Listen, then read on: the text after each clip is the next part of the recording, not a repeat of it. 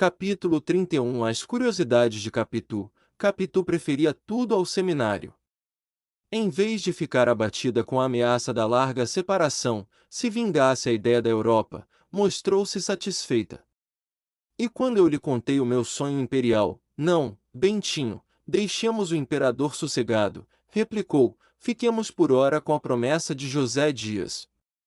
Quando é que ele disse que falaria à sua mãe?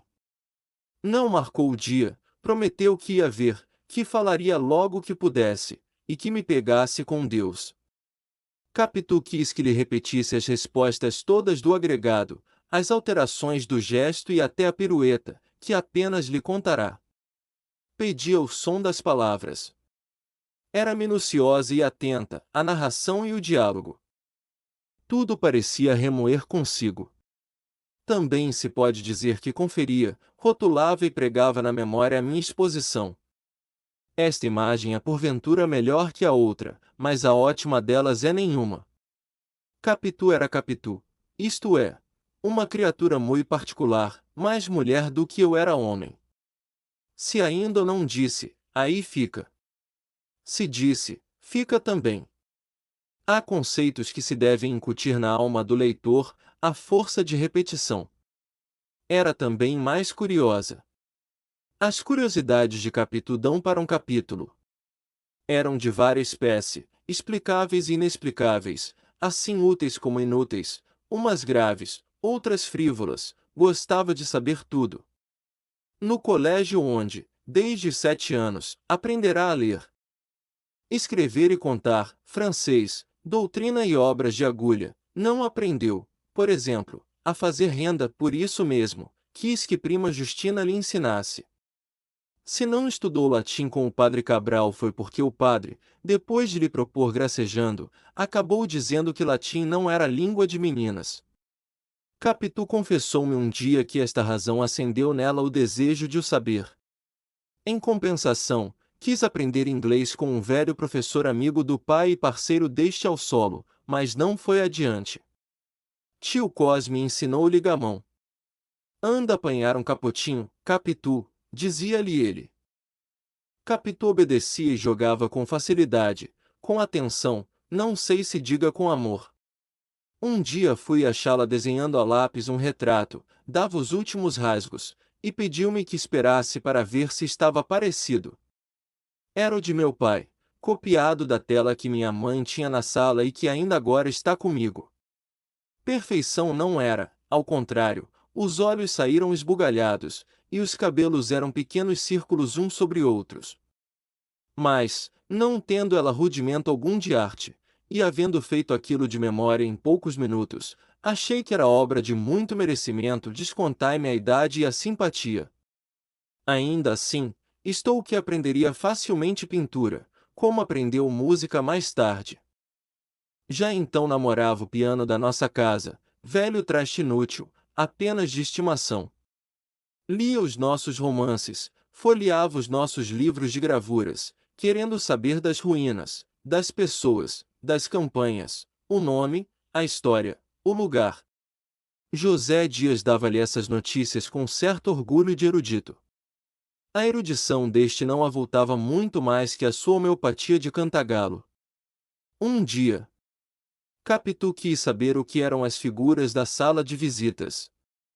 O agregado disse-lhe sumariamente, demorando-se um pouco mais em César, com exclamações em latim, César. Júlio César. Grande homem. Tucoque, Brute. Capitu não achava bonito o perfil de César, mas as ações citadas por José Dias davam-lhe gestos de admiração. Ficou muito tempo com a cara virada para ele. Um homem que podia tudo. Que fazia tudo. Um homem que dava a uma senhora uma pérola do valor de 6 milhões de sestércio. E quanto valia cada sestércio? José Dias, não tendo presente o valor do sestércio, respondeu entusiasmado, é o maior homem da história. A pérola de César acendia os olhos de Capitu. Foi nessa ocasião que ela perguntou à minha mãe por que é que já não usava as joias do retrato, referia-se ao que estava na sala, com o de meu pai, tinha um grande colar, um diadema e brincos. São joias viúvas, como eu, Capitu. Quando é que botou estas? Foi pelas festas da coroação. Oh! Conte-me as festas da coroação. Sabia já o que os pais lhe haviam dito, mas naturalmente tinha para si que eles pouco mais conheceriam do que o que se passou nas ruas. Queria a notícia das tribunas da Capela Imperial e dos salões dos bailes. Nascerá muito depois daquelas festas célebres. Ouvindo falar várias vezes da maioridade, teimou um dia em saber o que fora este acontecimento, disseram-lhe, e achou que o imperador fizera muito bem em querer subir ao trono aos 15 anos. Tudo era matérias, curiosidades de Capitu, mobílias antigas, alfaias velhas, costumes, notícias de Itaguaí, a infância e a mocidade de minha mãe, um dito daqui, uma lembrança dali, um adágio dacolá. Capítulo 32 Olhos de ressaca. Tudo era matérias, curiosidades de Capitu. Caso houve, porém, no qual não sei se aprendeu ou ensinou, ou se fez ambas as coisas, como eu. É o que contarei no outro capítulo. Neste direi somente que, passados alguns dias do ajuste com o agregado, fui ver a minha amiga, eram 10 horas da manhã. De Fortunata, que estava no quintal, nem esperou que eu lhe perguntasse pela filha. Está na sala penteando o cabelo, disse-me, vá devagarzinho para lhe pregar um susto. Fui devagar, mas ou o pé ou o espelho traiu-me. Este pode ser que não fosse, era um espelhinho de pataca, perdoai a baratiza, comprado a um mascate italiano, moldura tosca. Argolinha de latão, pendente da parede, entre as duas janelas. Se não foi ele, foi o pé.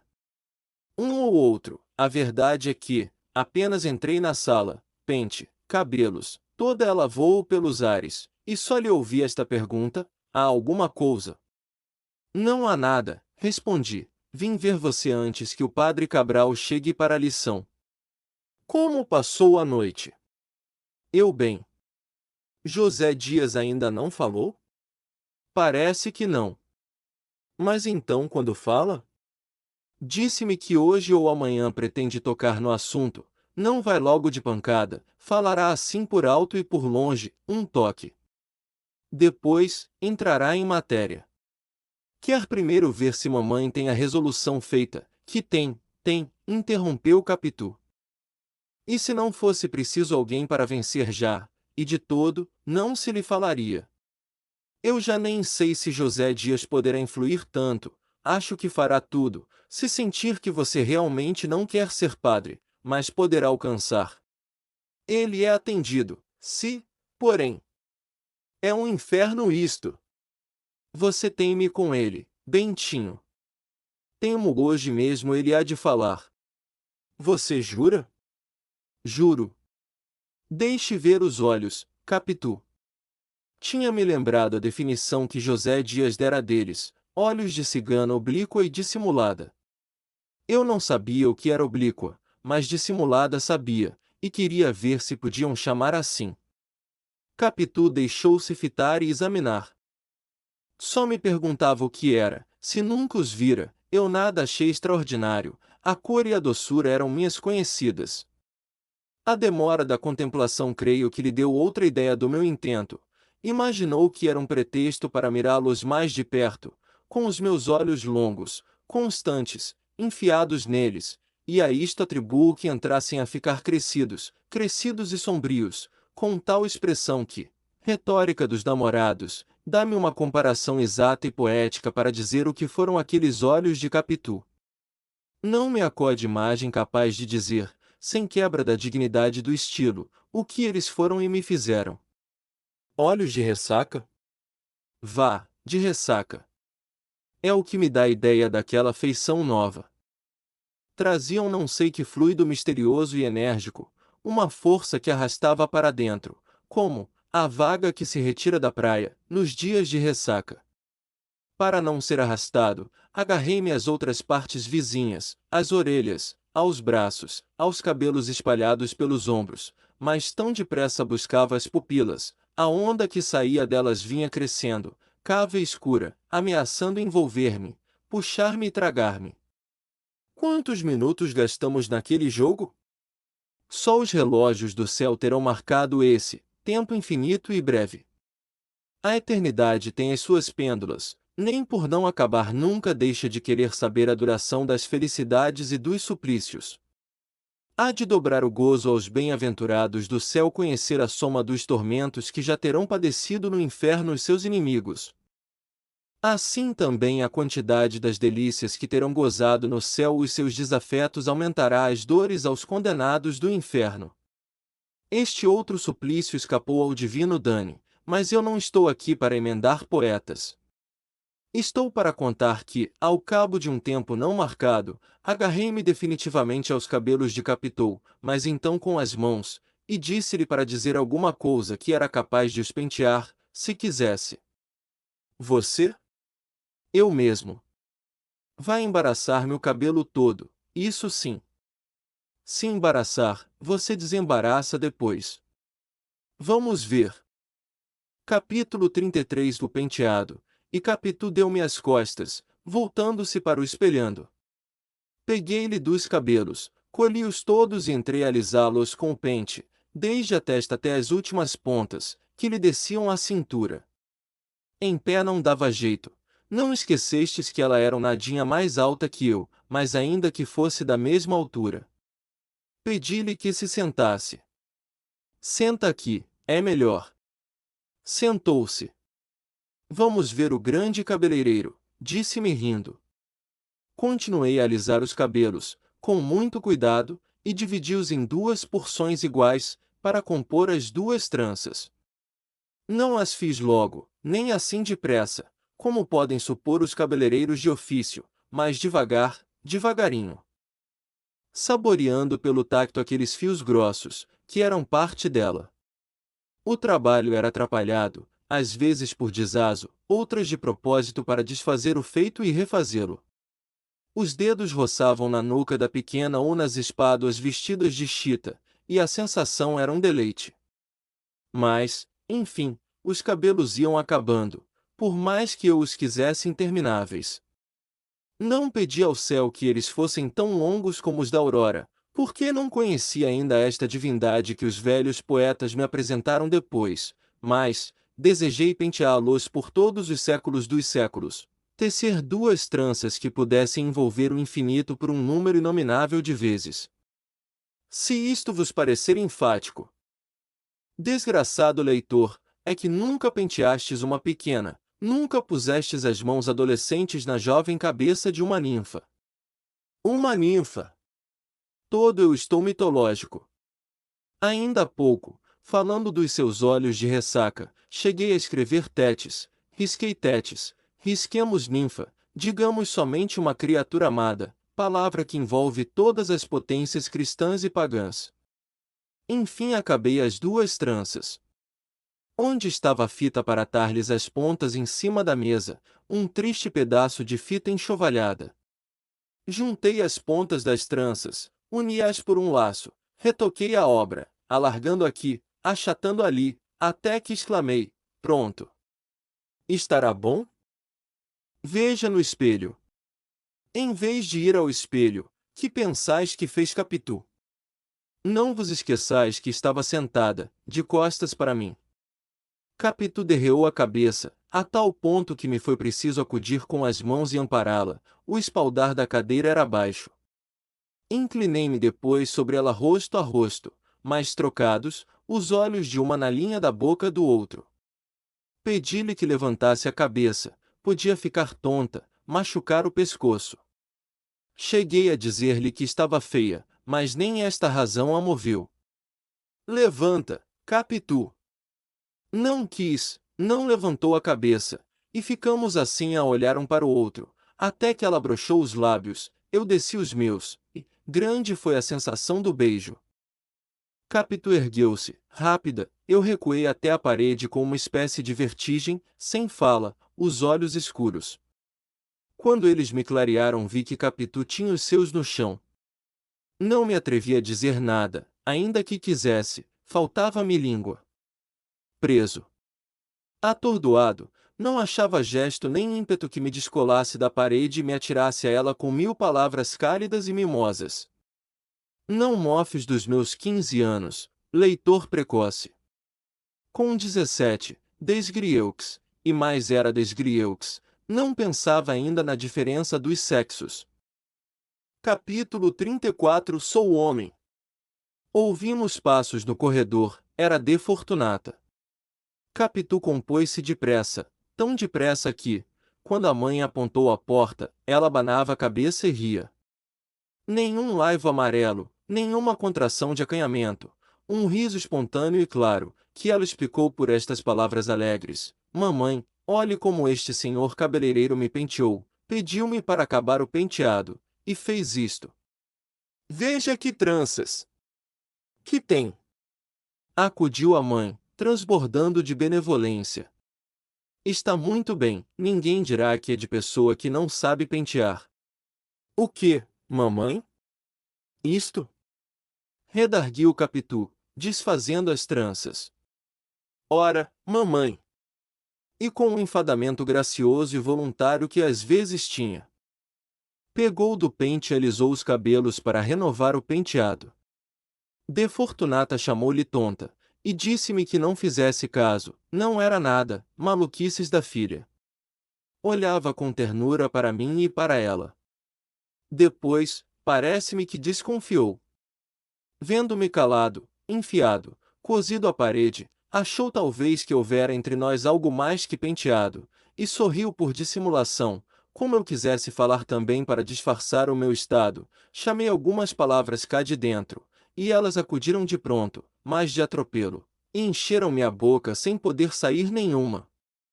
O beijo de Capitu fechava-me os lábios. Uma exclamação, um simples artigo, por mais que investissem com força, não logravam romper de dentro. E todas as palavras recolheram-se ao coração, murmurando: eis aqui um que não fará grande carreira no mundo, por menos que as emoções o dominem. Assim, apanhados pela mãe, éramos 12 contrários, ela encobrindo com a palavra o que eu publicava pelo silêncio. De Fortunata tirou-me daquela hesitação, dizendo que minha mãe me mandara chamar para a lição de latim. O padre Cabral estava à minha espera. Era uma saída, despedi-me e enfiei pelo corredor. Andando, ouvi que a mãe censurava as maneiras da filha, mas a filha não dizia nada. Corri ao meu quarto, peguei dos livros, mas não passei a sala da lição, sentei-me na cama, recordando o penteado e o resto. Tinha estremeções, tinha uns esquecimentos em que perdi a consciência de mim e das coisas que me rodeavam, para viver não sei onde nem como. E tornava a mim, e via a cama, as paredes, os livros, o chão, ouvia algum som de fora, vago, próximo ou remoto, e logo perdia tudo para sentir somente os beiços de Capitu, sentia-os estirados, embaixo dos meus, igualmente esticados para os dela, e unindo-se uns aos outros. De repente, sem querer, sem pensar, saiu-me da boca esta palavra de orgulho: sou homem. Supus que me tivessem ouvido, porque a palavra saiu em voz alta. E corri à porta da alcova. Não havia ninguém fora. Voltei para dentro, e, baixinho, repeti que era homem. Ainda agora tenho o eco aos meus ouvidos. O gosto que isto me deu foi enorme. Colombo não o teve maior, descobrindo a América, e perdoai a banalidade em favo, do cabimento com efeito, há em cada adolescente um mundo encoberto, um almirante e um sol de outubro. Fiz outros achados mais tarde, nenhum me deslumbrou tanto. A denúncia de José Dias alvoroçara-me, a lição do velho coqueiro também, a vista dos nossos nomes aberto por ela no muro do quintal deu-me grande abalo, como vistes. Nada disso valeu a sensação do beijo. Podiam ser mentira ou ilusão. Sendo verdade. Eram os ossos da verdade, não eram a carne e o sangue dela. As próprias mãos tocadas, apertadas, como que fundidas, não podiam dizer tudo. Sou homem. Quando repeti isto, pela terceira vez, pensei no seminário, mas como se pensa em perigo que passou, um mal abortado, um pesadelo extinto. Todos os meus nervos me disseram que homens não são padres. O sangue era da mesma opinião. Outra vez senti os beiços de Capitu. Talvez abuso um pouco das reminiscências osculares, mas a saudade é isto mesmo, é o passar e repassar das memórias antigas. Ora, de todas as daquele tempo creio que a mais doce é esta, a mais nova, a mais compreensiva, a que inteiramente me revelou a mim mesmo. Outras tenho, vastas e numerosas, doces também, de vária espécie, muitas intelectuais, igualmente intensas. Grande homem que fosse, a recordação era menor que esta.